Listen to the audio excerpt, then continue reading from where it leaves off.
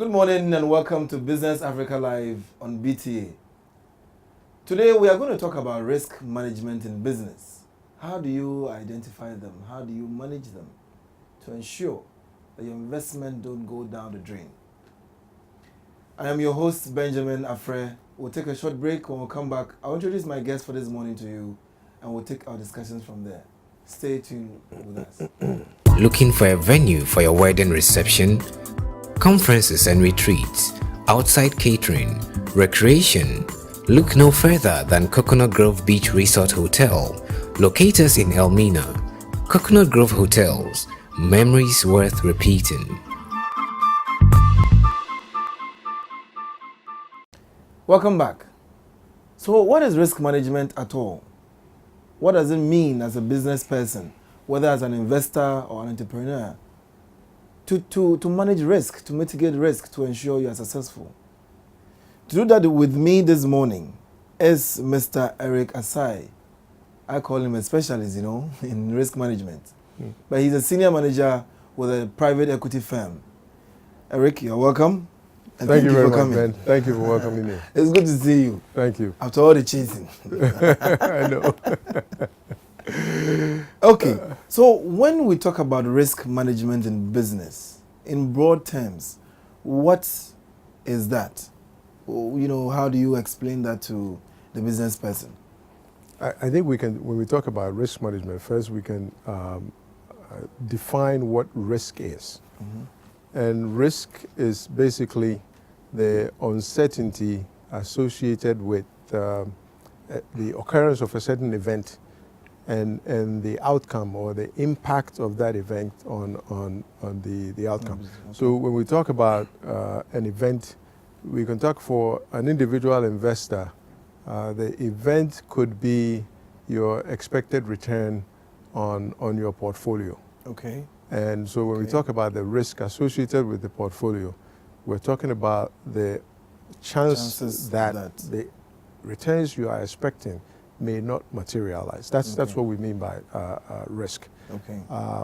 To put it broadly, risk management is basically a combination of strategies that we use to ensure that, first of all, to prevent these events from occurring. Okay. But when they do occur, how do we minimize the impact on the investor in terms of his expectation of returns?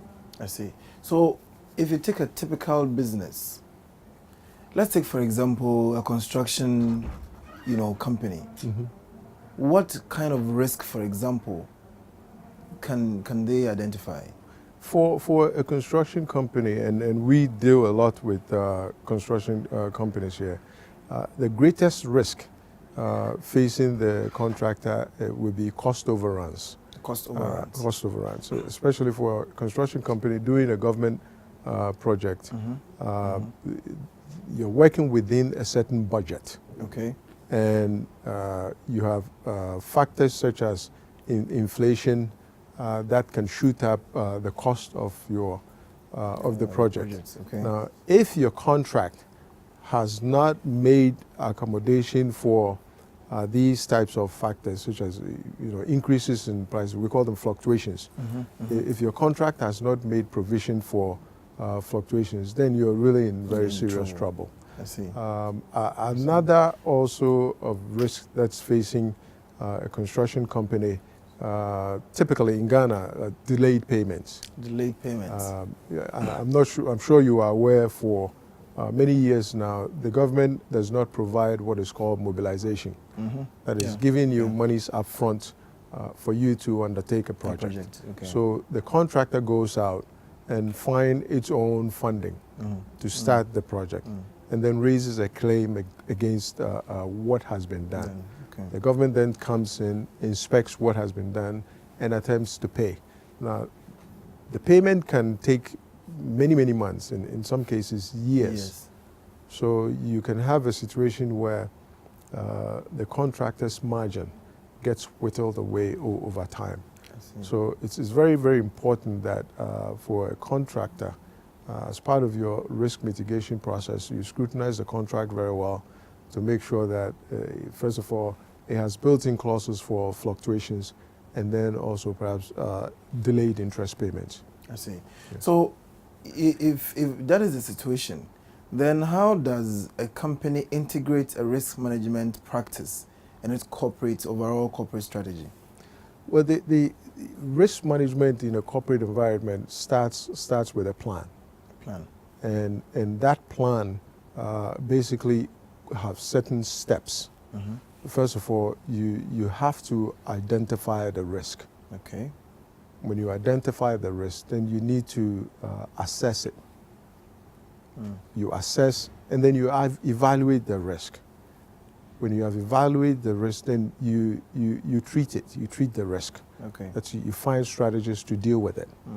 And then on an ongoing basis, you review the strategies that you have identified or that you have brought to bear on the management. So it's not as if it's a static. No. It's dynamic. You Because need to keep monitoring. Risk reviewing. itself is dynamic. Okay. It can change. If you're starting, for example, a project, you identify certain risks, but during the course of the project, some of these risks may be minimized or they may be amplified or may go away. Or maybe new ones. New ones may come in as well. So it calls for a constant review of the strategies and the whole risk management environment and the objectives that you set for the risk mitigation. Let's take a country like Ghana. What are some of the typical risks in doing business here in the country? The typical risks you find in Ghana are some of the risks you find in anywhere else.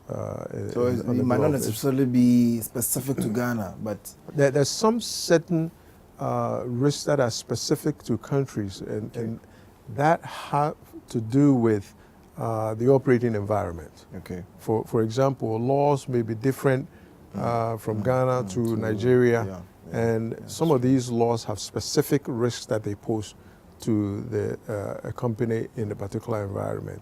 And so you would find that for multinational corporations, they have different professionals who specialize in certain countries, and they provide risk other companies, the very well-to-do multinational companies have consultants. They may have their own risk management group, but they also rely on consultants, international consultants, to provide these kinds of risk measures for them. I see. So that it means you're not looking at only external risk factors, but internal as well. Absolutely. In fact, for internal risk identification and measures, you also have to look within the company as well. Within the company? Within the company, because there are certain risks within the company that must be identified and measures brought to bear. For example, in a company, you could have theft or fraudulent activities by employees. Okay. And so, and especially for financial institutions, you could have employees creating accounts for themselves or for third parties, and those accounts are then used as conduits to siphon monies out of the companies. So it calls for very strong internal control measures and a very strong auditing group. For most companies, audit is a big part of the risk management processes. Yes. But if you come to a country like Ghana, we have almost 70% of the productive sector in the SMEs, the SME segment. But then it doesn't look as if auditing, preparation of accounts or keeping of accounts is that important to them. Right. What impact, does such a thing have, even if you're looking at the general economy? What are some of the impacts of some of these things on the economy? In fact, that's exactly the reason why business failures is so high in Ghana. I see. The kinds of services that you're talking about, they are specialized services that requires resources outlay by these small enterprises. But these are enterprises that by and large have very little cash flows. So to ask them to spend money on a consultant or to hire an accountant or a bookkeeper to do their books to them is a tall order. Yeah. Very, very difficult for them to. But sometimes also the appreciation for how these types of services can impact the services is also not there. And I'll give you a case in point. I came from a development background before I joined Ghana Growth Fund. I came from a development background, and we worked with a small business enterprise in the Bachona area. I'm not going to mention the names. It's a very popular company. I see. And as part of our assistance, we provided capacity building. Okay. And then after the capacity building, we provide what we call expansion capital. And as part of the capacity building exercise, the company was supposed to recruit a financial accountant in the firm, and then provide quarterly reports for us to review to ensure that the systems we have put in place are working. And it was a battle. It was a battle. Why? It was like pulling teeth, because the proprietor didn't have the appreciation for how sticking to those rules will impact the business.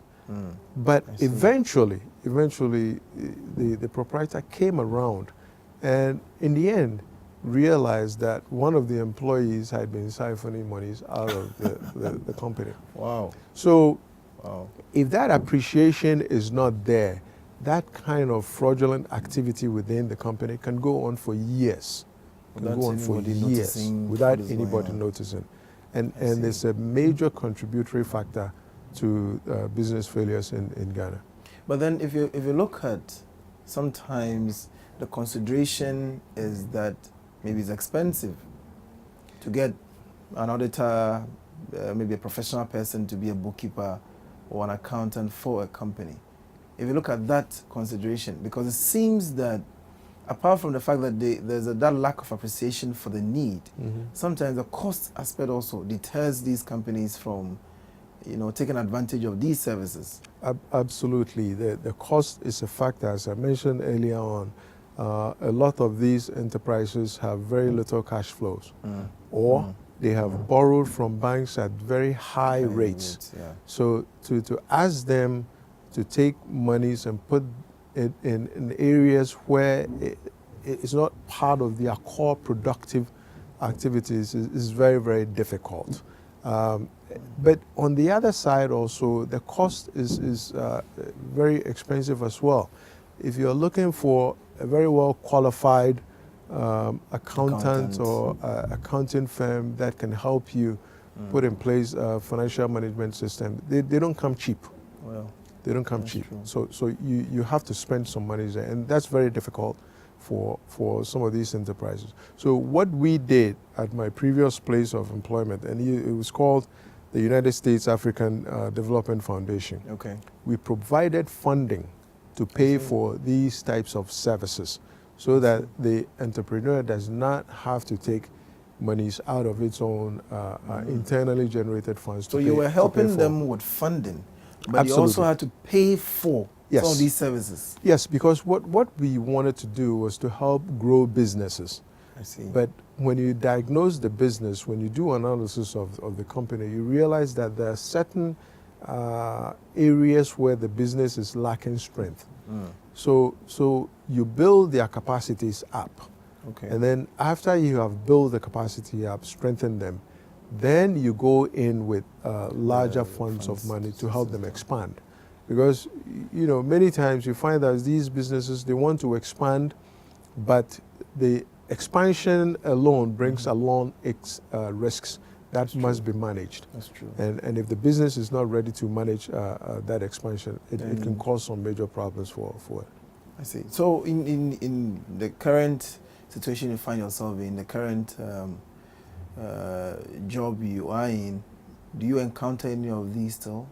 We still encounter some of these problems. We have contractors, some of them are growing and need help. So it's a coaching. many times we find ourselves providing coaching services to them in terms of how to manage their businesses. You will find a contractor who is doing a multi-million-dollar project but does not have an accountant. Wow. He's managing everything from his pocket. So what we have done with a few of them is to try to encourage them, set up offices, have people in there who will manage, especially the financial side, how much money you put into renting equipment, how much money you put into labor. All of those costs must be identified. But you know, there's a fear among entrepreneurs in Ghana. Why should I go and bring an accountant who will come and just chop my money? Your money. You know, that is the prevailing attitude. Without realizing the other side of it, that this person, if he's honest and credible, can bring some necessary additional benefits to help your business grow. Do you think that, I know you've worked a little bit in Liberia as well. Any other African countries you've worked? No, in Liberia. Liberia? Yes. Have you encountered similar things there as well? You have similar experiences there, except in Liberia it is more prevalent and deep-seated. I see. And part of the why it is so is because of their experience. For many years, you know, Liberia went through a civil war. That's true. And so the biggest challenge there is finding the needed skills. Okay. You know, there's a gap in terms of qualified people for certain key positions because of the war. That's true. And so when you go to Liberia, you find that many of the professional staff there or consultants there, whether it's with the UN or from any one of the development agencies, they're from Ghana. I see. In fact, recently when we advertised for LEDFIC positions in Liberia, about 2/3, I'm told, 2/3 of the resumes that came in were from Ghanaians. I see. I see. You know, so Liberia has a very particular problem having to do with the gap that was created because of the civil war. But do you have, or would you, in terms of their attitude towards things like that, compared to that of Ghana, do you have similarities, or maybe they are more acceptable to the fact that you need probably an accountant, just that they don't have? No, I think it's in those terms they're similar. We have similar situations with Liberia and Ghana. But you see, Ghana has businesses in Ghana are slightly larger. The average Ghanaian small business is slightly larger than Liberia because of their situation. So the issue of an accountant doesn't even come in Liberia. Most of them, again, you find are doing basically trading, buying and selling. And so that issue that does not play there. But you see, they are working very fast. They are learning. And I see. If the trend in Ghana continues, I can see a situation where 5-10 years from now, Liberia may catch up very, very quickly. Yes. I see. We are talking about risk. We've dealt with it at the corporate or the global level. Now, if you take a company, is it important, is it necessary that they get everybody in their company involved in terms of risk management? Or you think that it should be driven by the top people alone? It has to be driven from the top. But absolutely everyone must be conscientized about the need to manage risk. But absolutely, it has to start from the top, and management must drill it down so that every single person, because in any department within every company, there are risks in any department. And so to that extent, everyone in the organization must be part of the risk management process. I see. But then, if you take a typical Ghanaian organization like you deal with, you realize that sometimes even the top person or the top people are not that risk aware. it's just about probably the bottom line. How do we make revenue, just expenses, those kind of things. That awareness doesn't seem to be there, is it? That awareness is not there, and it's partly due to lack of education, basically, or an understanding of risk management. I think the average business person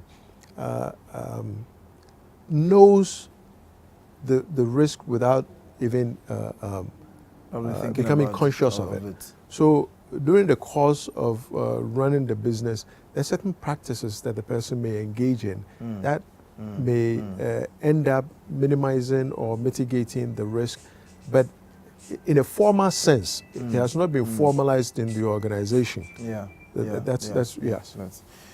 Let's take a quick break. We'll be back.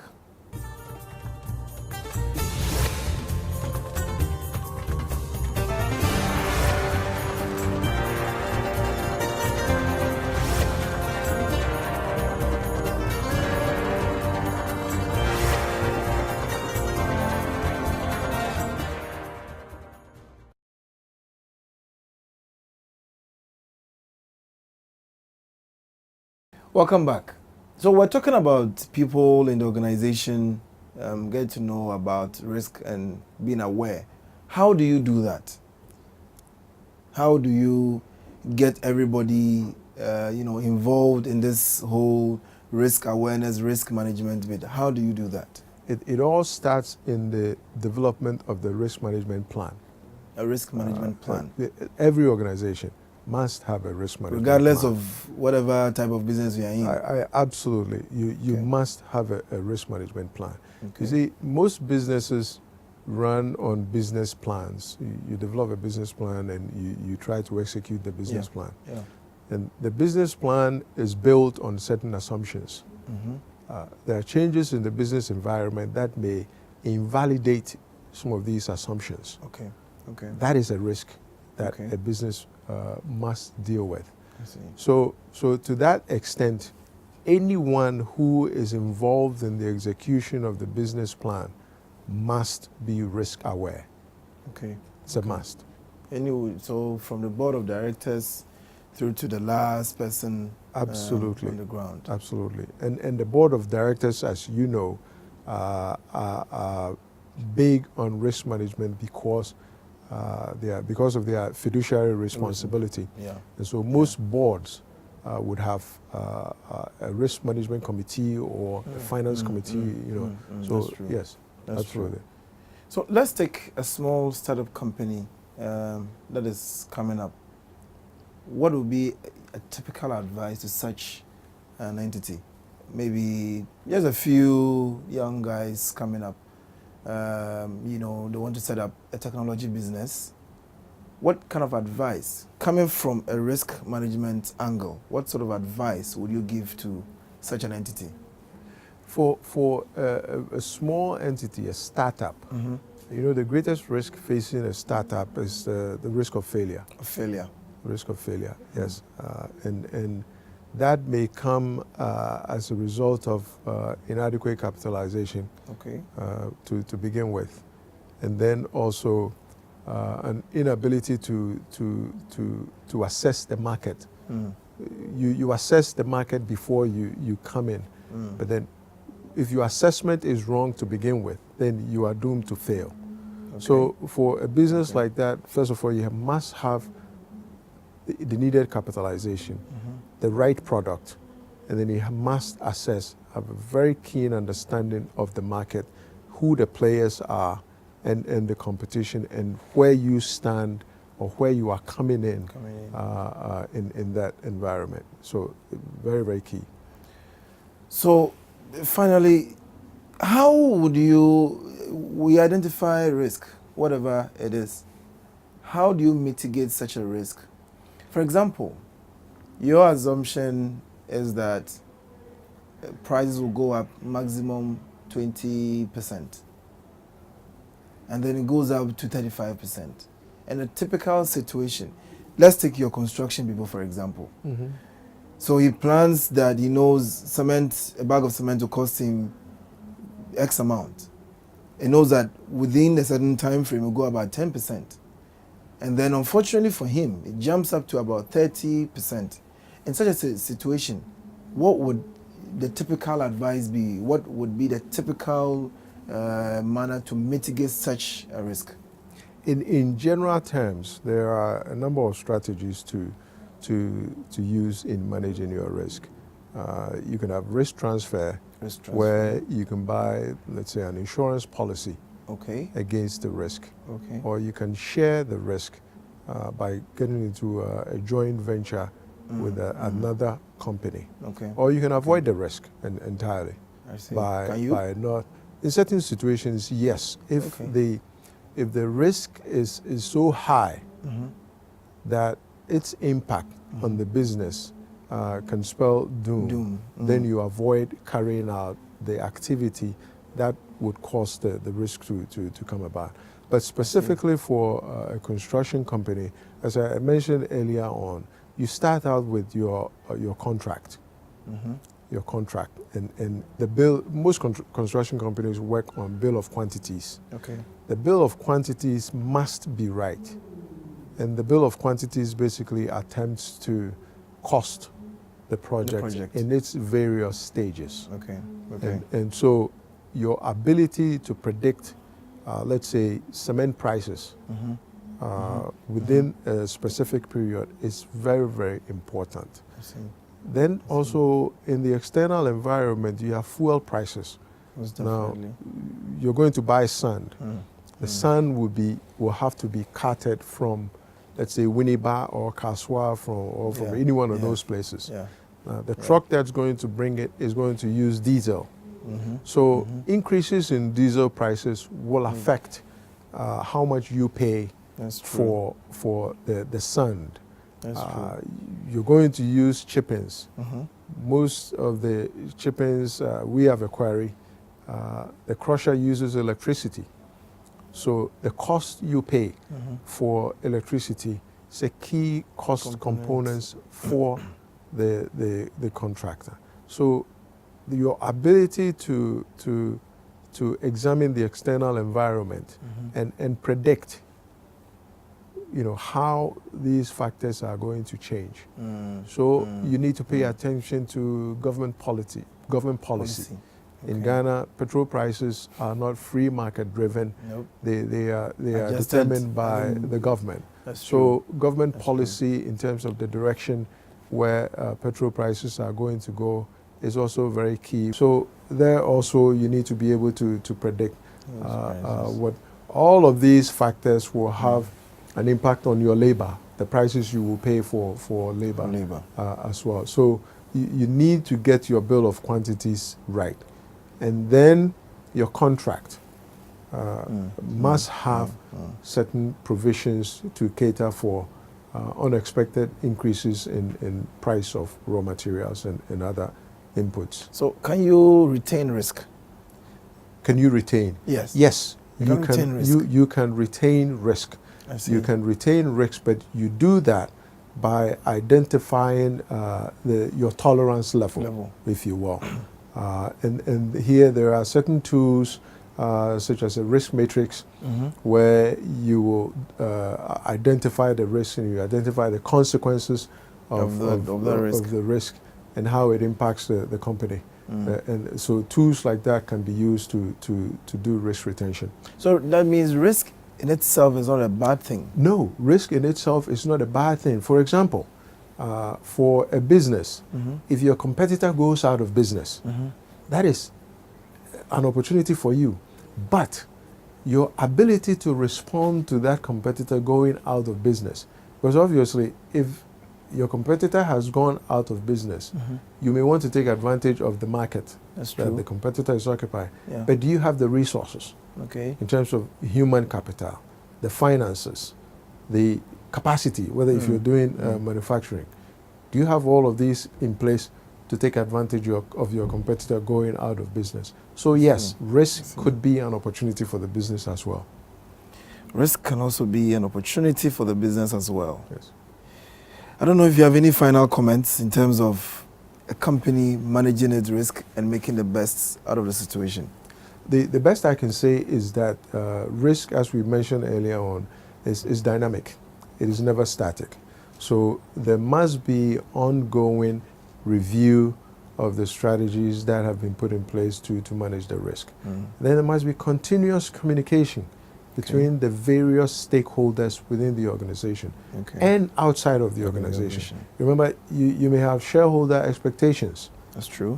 Those could pose some risks to the organizations as well. So it's a continuous process, or an ongoing process that must engage all of the stakeholders within and without the organization. Well, so risk in itself is not a bad thing. It is about how you manage it, how you use it to your advantage. Eric, thanks very much. Thank you very much, Ben. Thanks for having your me. time, man. Thank you. Grateful for you for showing up after the long chase. I know. It's good to have you in the studio. So risk in itself is not a bad thing, as Eric has told us this morning.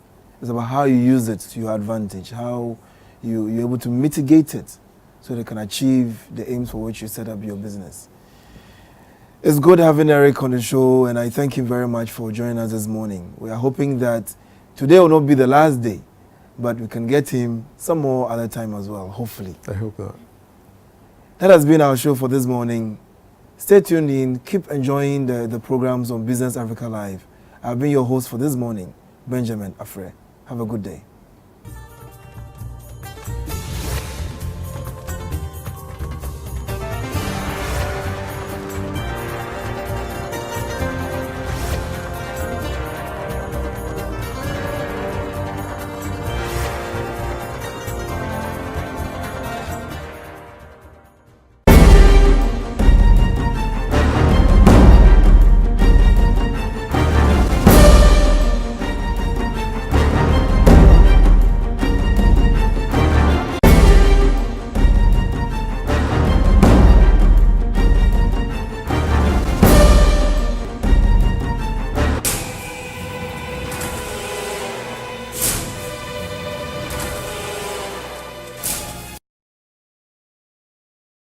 Risk that's facing a construction company, typically in Ghana, delayed payments. Delayed payments.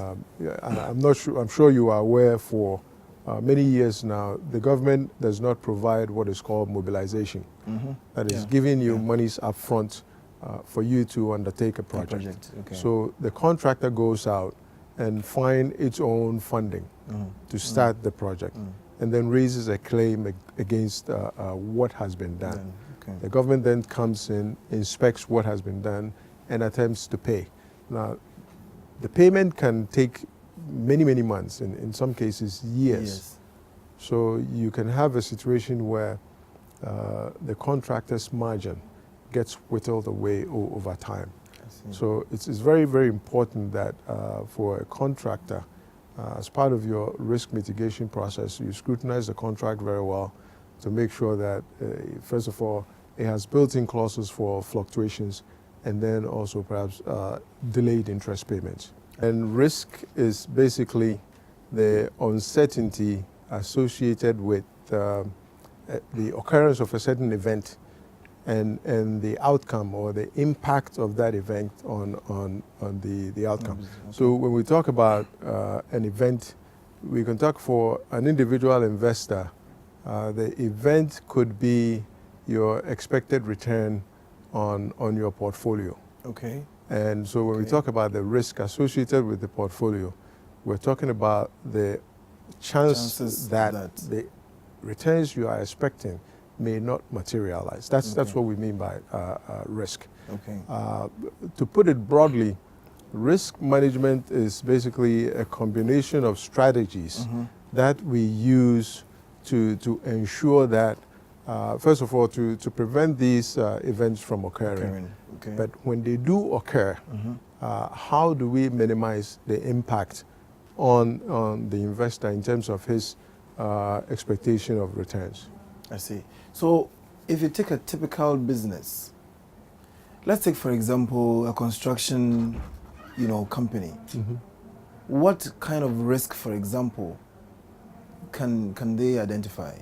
For a construction company, and we deal a lot with construction companies here, the greatest risk facing the contractor would be cost overruns. Cost overruns. Cost overruns, so especially for a construction company doing a government project. You're working within a certain budget. Okay. And you have factors such as inflation that can shoot up the cost of your of the project. Okay. Now, if your contract has not made accommodation for these types of factors, such as increases in price, we call them fluctuations. If your contract has not made provision for fluctuations, then you're really in very serious trouble. I see. Another also.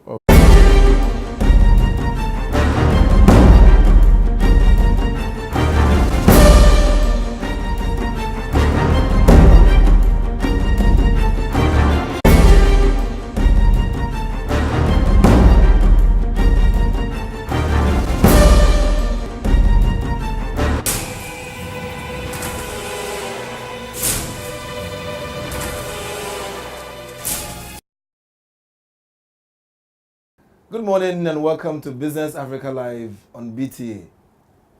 Today we are going to talk about risk management in business. How do you identify them? How do you manage them to ensure that your investment don't go down the drain?